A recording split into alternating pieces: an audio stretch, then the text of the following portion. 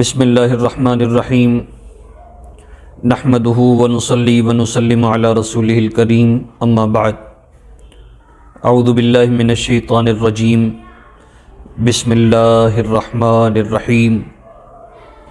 کتاب انزلناہ الیک مبارک لیدبروا آیاتہ ولیتذکر اولو الالباب صدق اللہ العظیم۔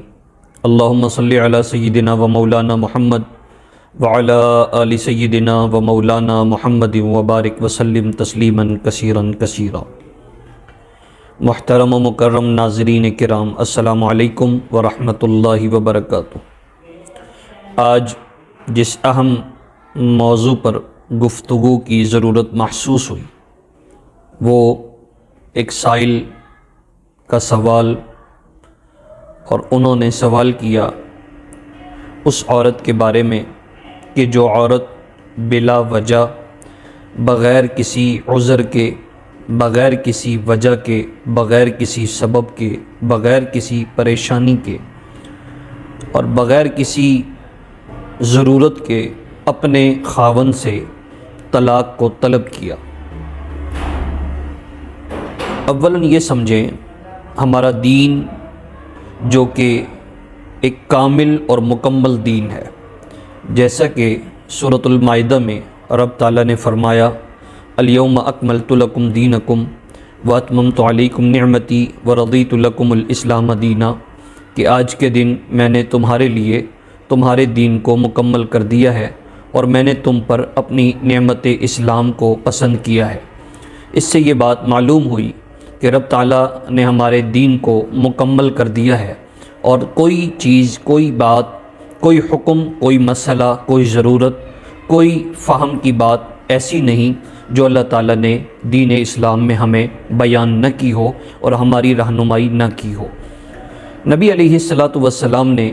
تمام تر احکامات بیان فرمائے ہیں، اور ان احکامات کو بیان کرنے میں نبی علیہ السلام سے لینے والے وہ حضرات صحابہ کرام رضوان اللہ تعالیٰ علیہم اجمعین تھے، اور حضرات صحابیات تھیں جنہوں نے نبی علیہ السلام سے دین کو لے کر امت تک پہنچایا۔ تو ظاہر ہے جب کوئی بات، کوئی مسئلہ، کوئی ضرورت، کوئی ایشو ایسا نہیں ہے جس کو بیان نہ کیا گیا ہو۔ چنانچہ یہ موضوع بھی کہ اگر میاں بیوی کے درمیان ناچاقی ہو جائے، کسی بات پر ناراضگی ہو جائے اور وہ ناراضگی طول پکڑ جائے، تو اگر کوئی عورت اپنے شوہر سے اس ناچاقی کی بنیاد پر طلاق کا مطالبہ کرتی ہے، جس کو خلا کہا جاتا ہے، یاد رکھیں جو علیحدگی کے الفاظ شوہر استعمال کرتا ہے وہ طلاق کے ہیں، اور جو عورت شوہر سے مطالبہ کرتی ہے اسے خلا کہا جاتا ہے، یعنی عورت کا اپنے شوہر سے جدائیگی کا مطالبہ کرنا۔ تو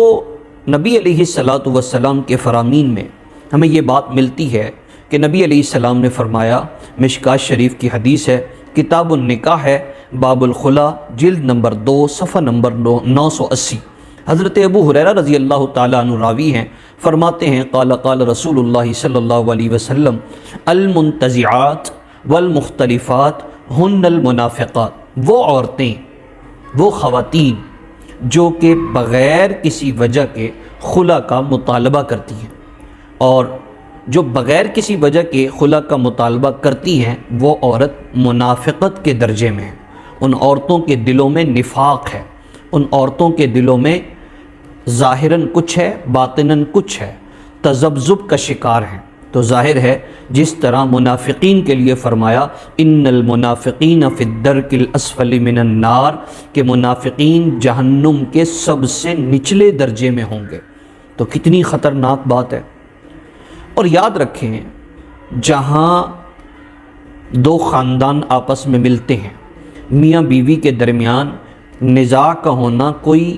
پریشانی کی بات نہیں ہے، میاں بیوی کے درمیان جھگڑے کا ہونا کوئی نقصان والی بات نہیں ہے۔ نقصان والی بات تو یہ ہے کہ وہ جھگڑا طول پکڑ جائے اور خدا نخواستہ جدائی کی وجہ بن جائے۔ آج ہم اس موضوع پر گفتگو نہیں کر رہے کہ اس جھگڑے کو شریعت کی روح سے کیسے حل کیا جائے، بلکہ آج موضوع سخن یہ ہے کہ اگر کوئی عورت مطالبہ کرتی ہے تو شریعت میں ایسی عورت کے لیے کیا احکام ہیں۔ حدیث نمبر 2، حضرت عبداللہ ابن عمر رضی اللہ تعالی عنہما روایت کرتے ہیں، فرماتے ہیں عن النبی صلی اللہ علیہ وسلم قال ابغض الحلال الی اللہ تعالی الطلاق، اللہ کے نزدیک حلال چیزوں میں سب سے ناپسندیدہ، سب سے نامناسب جو بات لگتی ہے اللہ کے ہاں وہ ہے طلاق۔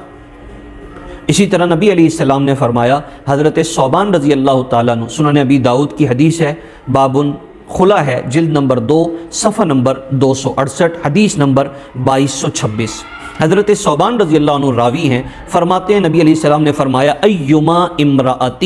سألت زوجہا، ہر وہ عورت جو اپنے شوہر سے مطالبہ کرے طلاقاً، طلاق کا، فی غیر ما باسا، بغیر کسی عذر شرعی کے، بغیر کسی سبب کے، بغیر کسی وجہ کے، خواہ مخواہ، اور ایسے عذر جو کہ شرعی نہیں، ایسی باتیں جو کہ شریعت کا عذر نہیں۔ مثال کے طور پر گھروں کی دوری کا ہونا کہ میں نے الگ رہنا ہے، میں نے الگ گھر میں رہنا ہے، میری یہ ضروریات ہیں، اور ایسی ضروریات کا مطالبہ کرنا جو شریعت میں نہیں ہے، جو شریعت میں شوہر پر لازم نہیں ہے، ایسی ضروریات کا مطالبہ کرنا، اور پھر اس مطالبے کے پورا نہ کرنے پر طلاق کا مطالبہ کرنا، تو یہ وہ کہا جائے گا کہ ایسی عورت جو کہ بغیر کسی عذر شرعی کے سألت زوجہا، اپنی شوہر سے طلاق کا مطالبہ کرے، تو اللہ کے نبی فرما رہے، کون؟ اللہ کے نبی کیا فرمایا؟ فحرام علیہ رائحۃ الجنہ، اس پر جنت کی خوشبو سونگھنا بھی حرام ہو گئی ہے، معاذ اللہ من ذالک، وہ جنت کی خوشبو بھی نہیں سونگھ سکتی۔